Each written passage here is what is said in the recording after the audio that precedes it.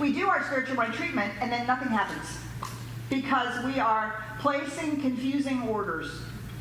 Or placing the order and then we're immediately placing a new order. So in our spiritual mind treatment, we place the order for a loving relationship, and then we go home and we spend the next 3 hours thinking about the jerk that we were in relationship with before and being afraid that we're going to attract the same thing. Now, have we not just placed another order?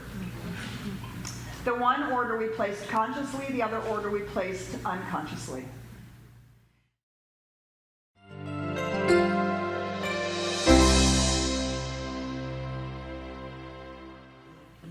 We're talking about being the power of the word all month, as you know, and Karen started us off last week by talking about how the first 3 steps of our spiritual mind treatment go together, and also to really give us a good analogy of how we can work with that.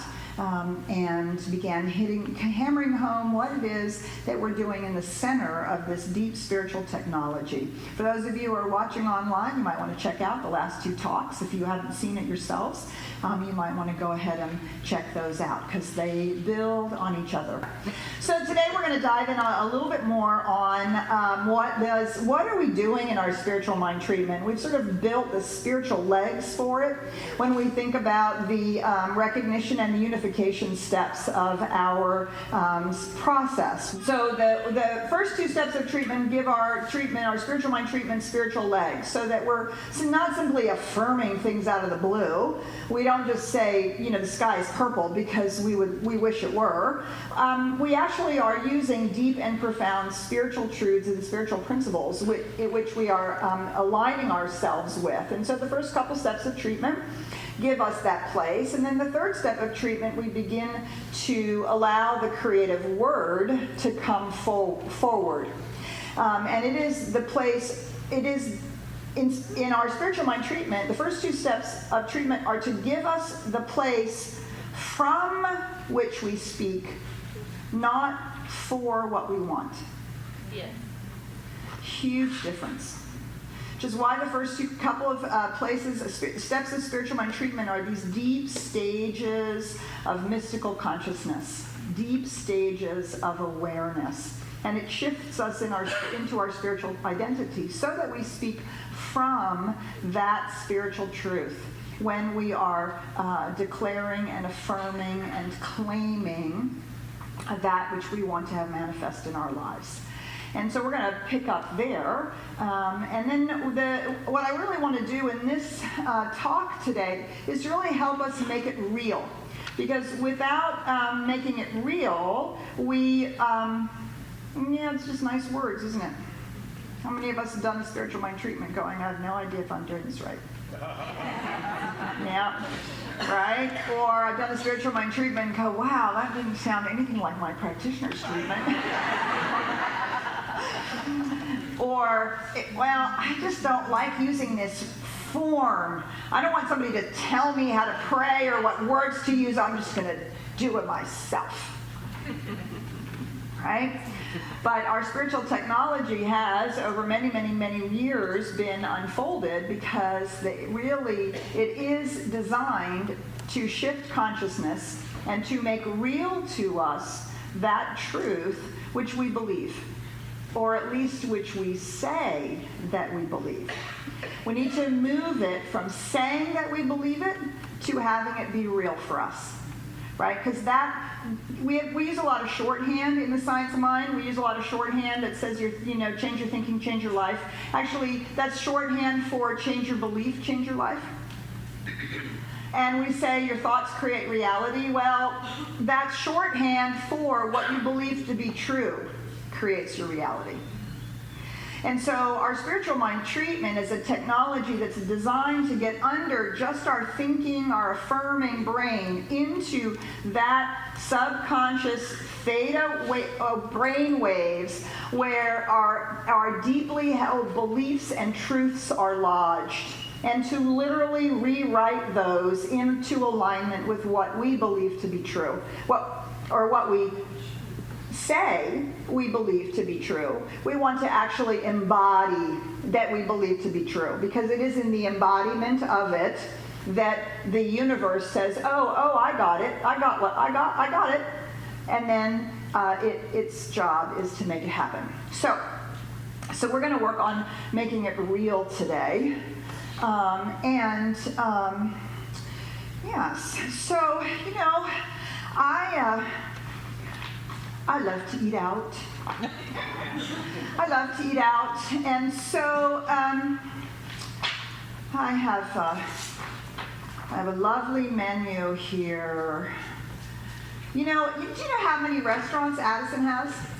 Do you know? 179 restaurants. Okay? Really. If you can't find a place to eat out, I don't know what to say about that. So 179 restaurants, 179 menus, and probably 25 different kinds of cuisines. So kind of feels like unlimited choices, doesn't it? I mean, granted, there's a number, right? But it's pretty unlimited. Why is it that I only go to the same 6 restaurants? And why is it when I go to those same 6 restaurants, I always get the same thing? So I don't go to restaurants, actually. I go to dishes. Okay. Are you going to the same place in the universe every single time? Do you go to the same 5 places? The life is hard. I'm not good enough. I don't know how this is going to work out. Oh my God, this is terrible. Isn't it awful? Right? It's like going to the same 5 restaurants over and over and over and over again. Now, we intellectually know there are 179 restaurants. And we actually also know that there are, 7 American restaurants and 20 million Mexican restaurants and, however many Thai restaurants there are. But have we tried them all? No.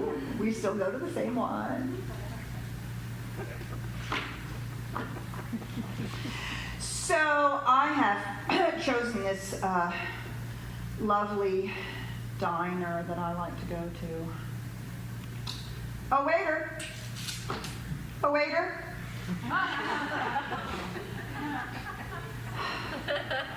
So, yes, I like to come here, but by God, I'm going to try something new. What's your favorite thing to eat here? I love the hamburger.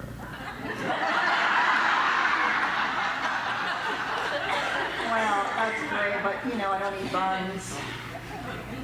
So what does everybody eat here? Hamburger without bun. Well, yeah. Don't you have any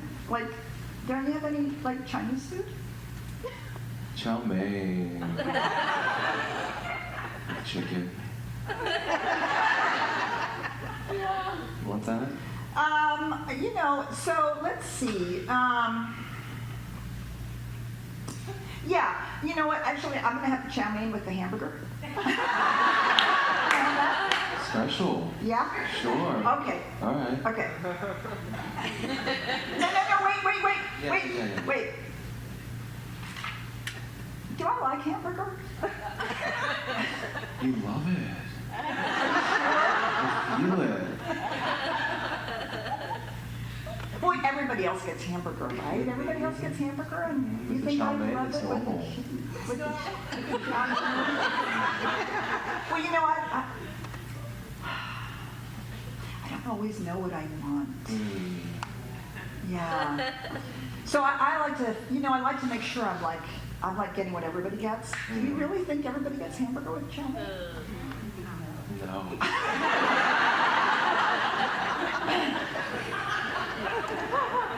Okay. I'll have the chow mein with the chicken. Okay, perfect. No, wait. Cool. Wait. Yes. I'm just not sure. Where's the sign that says chow mein with chicken is good? We took it down because it was racist. But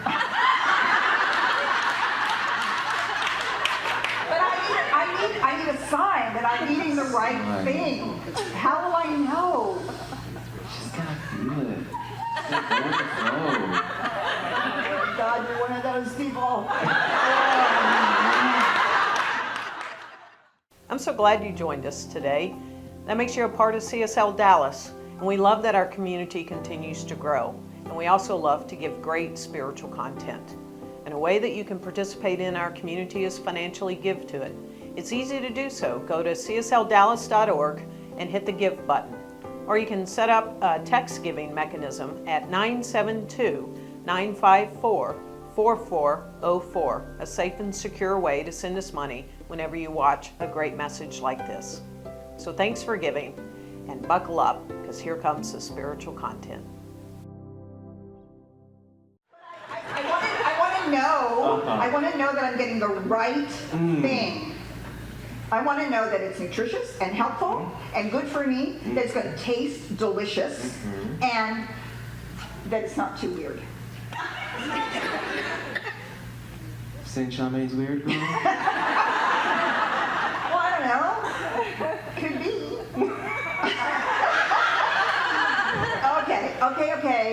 Okay. All right. Chow mein with hamburger. All right. That's what I want. That's what you, all right. That's what I want. I got you, boo-boo. Okay. Thank you. Thank you. Thank you. Thank you. That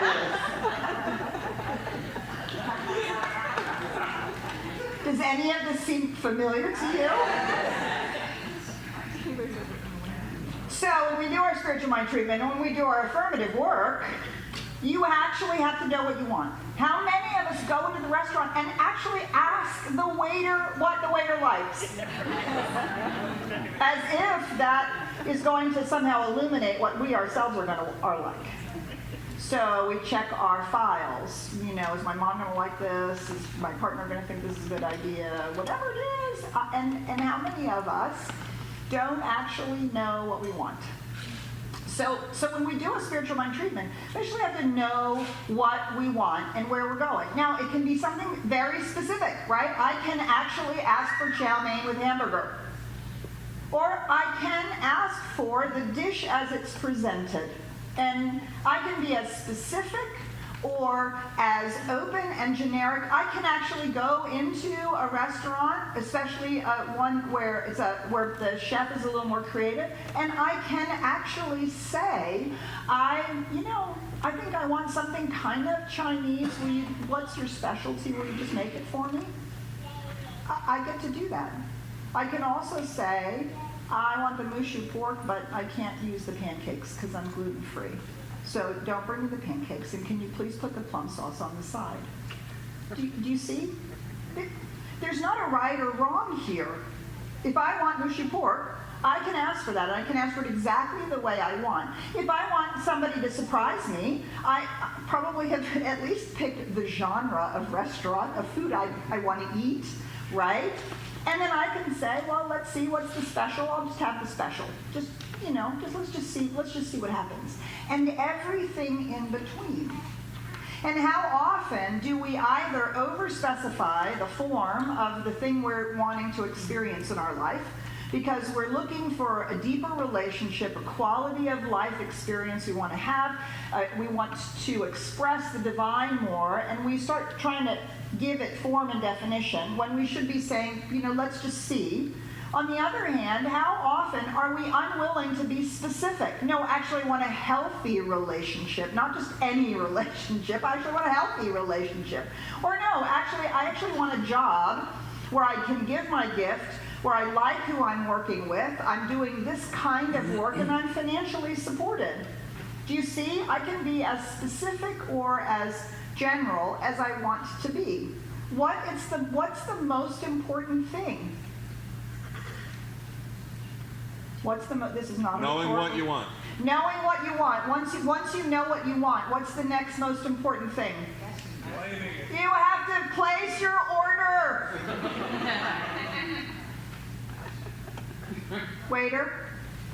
Waiter, let's pretend. This is take 2. Take 2. Waiter.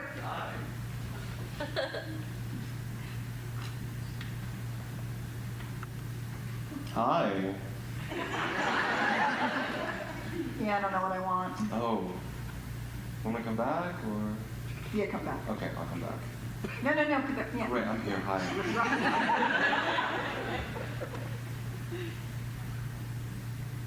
There's nothing on the menu I like. Cool. You see that we could play this game for a long time, right?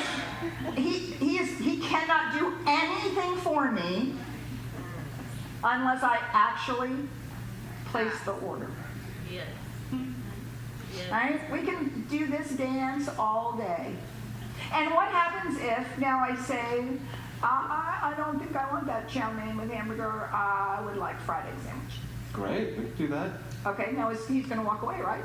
He's going to walk away and he's going to start putting that. No, wait. Great, cool, hi. I don't want a fried egg sandwich. I think Okay. I would like steak. A steak. Yes. Medium well, rare? No, very rare. Just Very- rave it over the flavor. Yes, you're my kind of girl. Rare, okay. Yeah. Okay, Steak. good? Yeah, Steak? good, Any steak. sides? No, steak's good. Just steak, got it. Steak. Big old piece of meat, got you. Great, okay, Wait. great, hi, cool. Wait, Yes. I'm not sure that I want a steak. Wonderful. Do you see how long we can do this too? Now, what is happening to my order? Nothing. Nothing is happening to my order. Or, if, bless his heart, I've actually let him get into the kitchen and place the order, and then I call him back, what does he have to do? He has to cancel the order and put the new order in.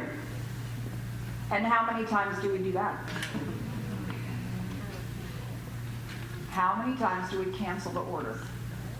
With our doubt, with our fear, with our, I don't know that that's really what I want, I don't know that's what I like. Oh my God, what if it's the right, what if it's not the right thing? Thank you, waiter. Thank you. I really appreciate you. So, are we hungry yet? Okay, so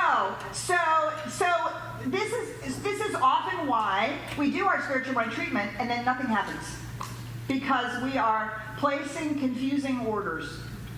Or we're placing the order and then we're immediately placing a new order. So in our spiritual mind treatment, we place the order for a loving relationship, and then we go home and we spend the next 3 hours thinking about the jerk that we were in a relationship with before, and being afraid that we're going to attract the same thing. Now, have we not just placed another order? The one order we placed consciously, the other order we placed unconsciously. So our spiritual mind treatment is designed to help us place that order in a very concrete and specific way, but it's built on all the spiritual work we've done before, and it now allows us to place that order in a way that feels complete to us, right? So I can work with the waiter as long as, so you know, is there gluten in the mashed potatoes, and can I have it without the sauce, and could you I mean, we can actually do all of that until my order really feels like, yeah, that's the meal I'm looking forward to. I'm looking for that meal. And then what happens when we place the order? Oh, waiter. Okay, here it is. Are you ready? I decided. Okay, so I would like to have a steak, Okay. medium rare. I want it nicely charred on the outside and that on the inside. Yeah, okay. Mashed potatoes, those garlic mashed potatoes you have, which are really cool, but I don't want the chives. Got it. Okay. And I think I'd like to have those roasted asparagus. That'd be really good. Good choice. Okay, and yeah, we'll talk about dessert when it's over. Fabulous. Okay. All right, I'll be back. Thank you. Thank you. Oh, man, thank you. That's awesome.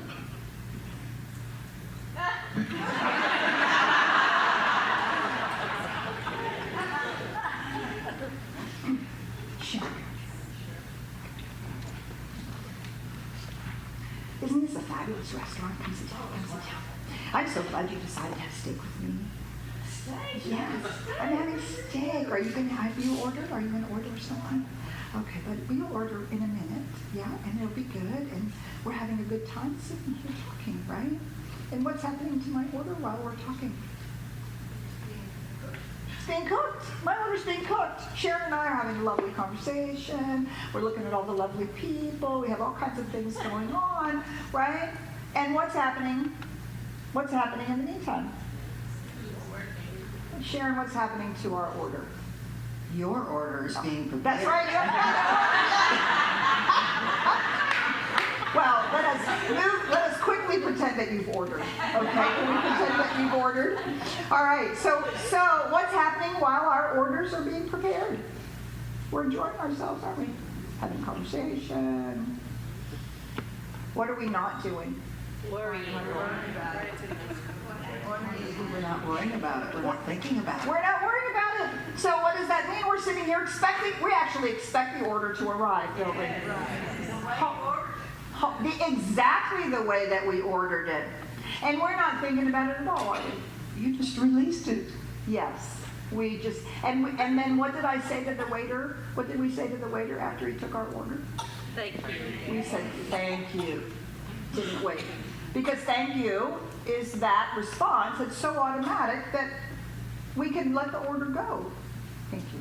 Thank you for being my partner here at the thank you for being my partner here at the table.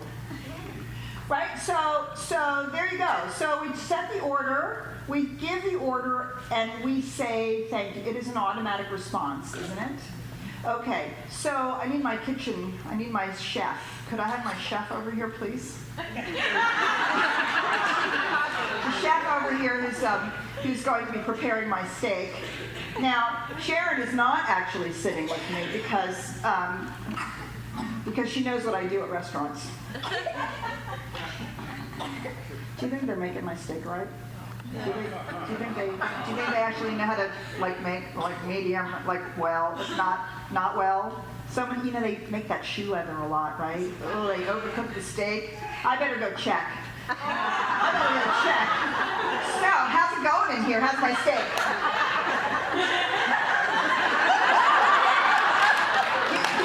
Are you doing it properly? Are you a customer? Yeah, I'm cooking your steak right here. And is this a good cut of meat? Did you check the meat cut? It's ribeye. What are you talking about? Do you know the cow that it came from? Girl, do you? Okay, you seem confident. Yeah. Okay. A little. 20 years, girl. How long have you been doing this? Coming in here. I want my steak properly cooked, and I want it done the way that I know how to do it. I actually know how to do it. Oh, well, great. Have at it, girl. No, you're the cook. Okay, all right, I got You're it. the chef. You cook it. But. Right. I'm going to. Now, I want to talk about your sous chef. Okay. Are they using all organic greens? Always. Does he cut the carrots properly? Julienne, of course. No, it has to be sliced. Slice, right. We'll do that for you. You can cray. All right, I just want to make sure that it's being done correctly. It will be. Aren't you cooking my steak? Yeah, I'm working. Yeah, whoa. I'm working. I'm gonna watch and make sure. Oh dear. Look at this technique.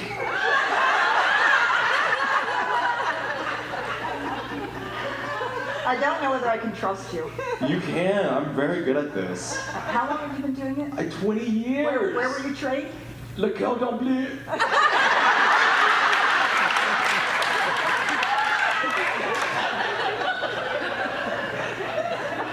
Okay. All right. I'm sitting down now.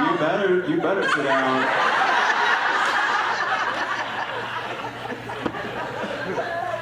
I'm watching. No, I see that. Thank you, chef. Thank you. You're the bomb. You're the best chef.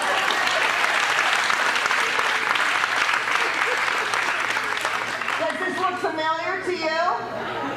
Not in the restaurant. In your spiritual work. When you say thank you to the waiter and they go away, unless something truly has happened, your order is going to come. And 99% of the time, because we are not talking about a universal law, we're using a physical analogy, 99% of the time, it will be what you ordered. But because we're talking about a universal law, not a human experience, the universal law works like any other law. Have you ever gotten out of bed and had gravity not work? You didn't have to turn it on. You didn't have to ask how long it had been working. You didn't have to figure out, do you actually understand how gravity works? No. I don't. I have no idea. I actually don't even really know how my computer works. I'll tell you the truth. All right? But there are laws that somebody has figured out, and I turn it on, and it works for the most part. Till I want to throw it out the window.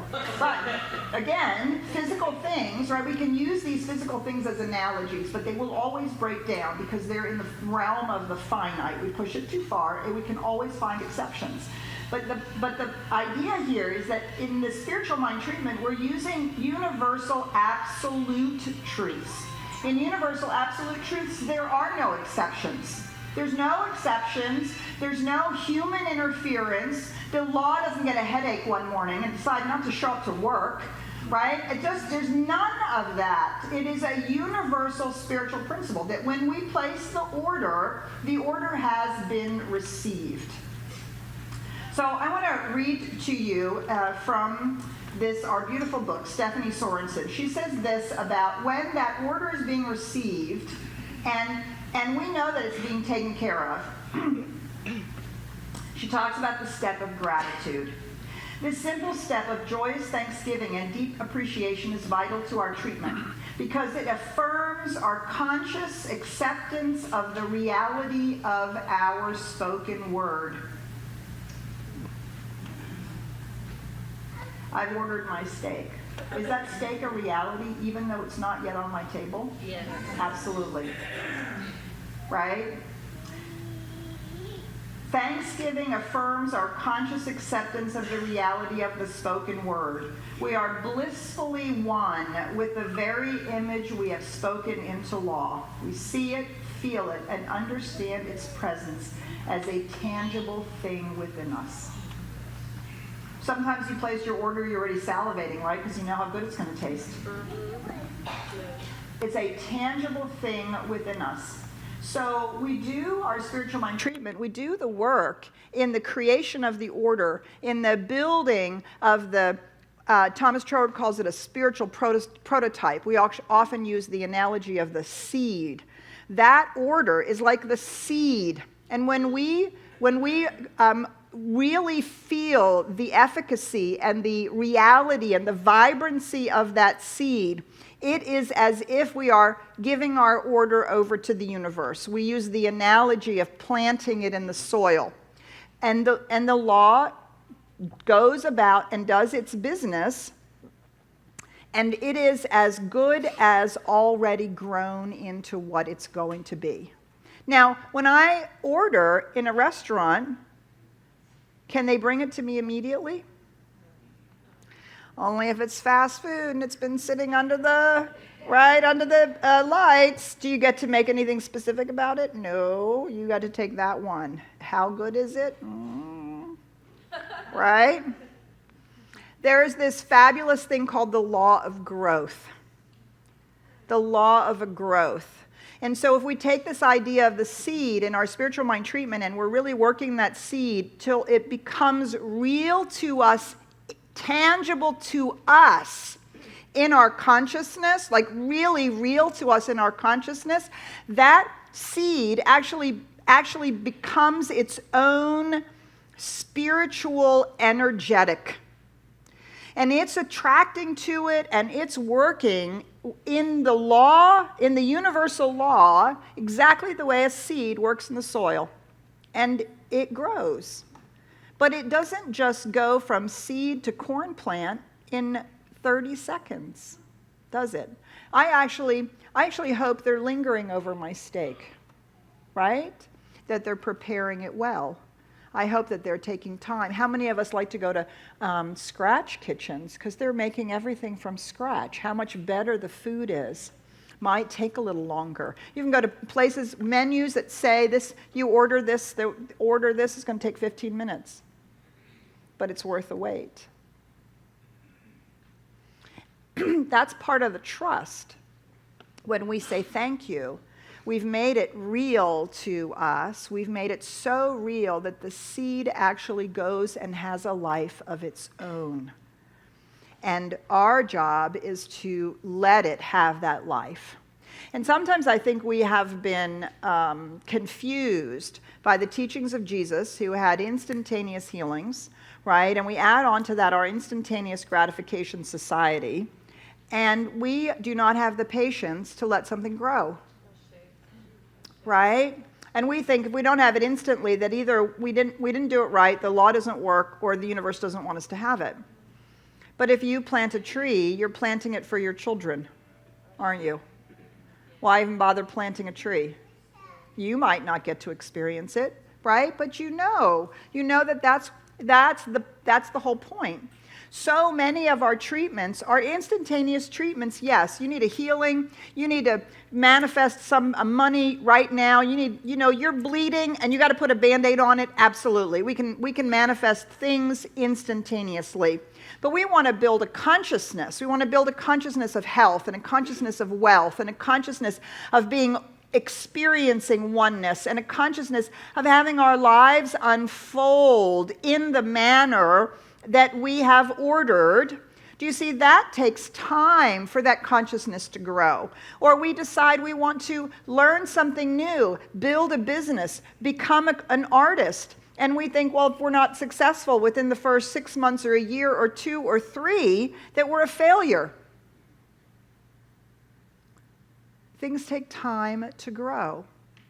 And our job is to be in that same blissful state. Sharon and I sitting up here having conversation, right? We're enjoying the restaurant, we're looking around, and really absolutely trusting and knowing that whatever's happening in the kitchen is exactly the perfect and right thing. And when that order is perfectly done, it will come to our table. Thomas Troward calls that cheerful expectancy. The cheerful expectancy of the outer demonstration of that which we have embodied ourselves in our consciousness in that moment that we said thank you. So we place our order, we say thank you, and then we let it go. We let it go because we are trusting that presence, that power, that infinite law to do what its job is. Just as when we place the order, I'm hoping we don't actually follow the waiter into the kitchen, right? And the better the restaurant, the more likely we are to go, oh, I can't wait to see what the chef does. And sometimes we're pleasantly surprised. It's beautifully presented. It has lovely little things, drawn on it. And we didn't know it was going to look like that. Right? We didn't know it was going to be presented like that, but it is actually our order. Do you see? And the ability to be in that place of cheerful expectation allows the process of life to unfold. So Stephanie Sorensen, oops, I have my book upside down, says this about the final step of treatment, which is, of course, release. If we want to experience a new influx of spirit, we must let go of the lesser for the greater, the old for the new, the false for the true, and the relative for the absolute. Otherwise, today looks like yesterday and promises to repeat itself tomorrow. So it's not just the order itself that we have to release. We also have to release anything that stands in the way of it.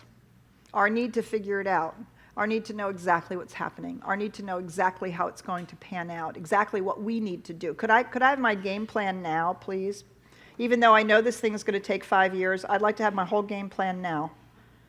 If I don't have my game plan, I'm not doing it. Right? All those ways in which we feel the need to control and manage the process. And all of the things that that stand in the way of that. Our false belief, it'll never happen, I'll never get healthy, I'll never get wealthy, I'll never get the job I want, I'll never get the, the person I want, whatever blah, blah, blah stuff it is. Because that's placing the exact counter order in every time. We're placing the exact counter order. And our waiter is literally going in, canceling the order, and now putting a I'm not enough order in for us. So we have to release to that greater reality, which circles us all the way back around to the beginning of our spiritual mind treatment. Where did our spiritual mind treatment start? Knowing the greater reality, right? Knowing the infinite power and presence of the universe and the truth of it, and remembering that we are it too.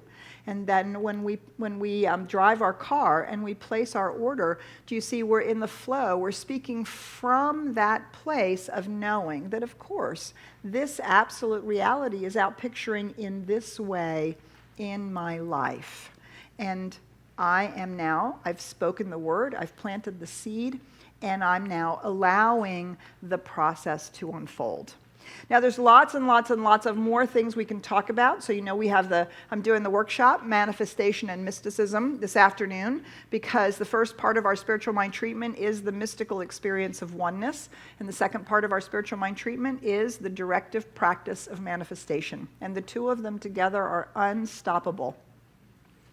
It's the most powerful spiritual technology that we know, that we have. So I invite you to come to that as well. So I'm going to close with this fabulous reading here from our beautiful book, Sacred Continuum.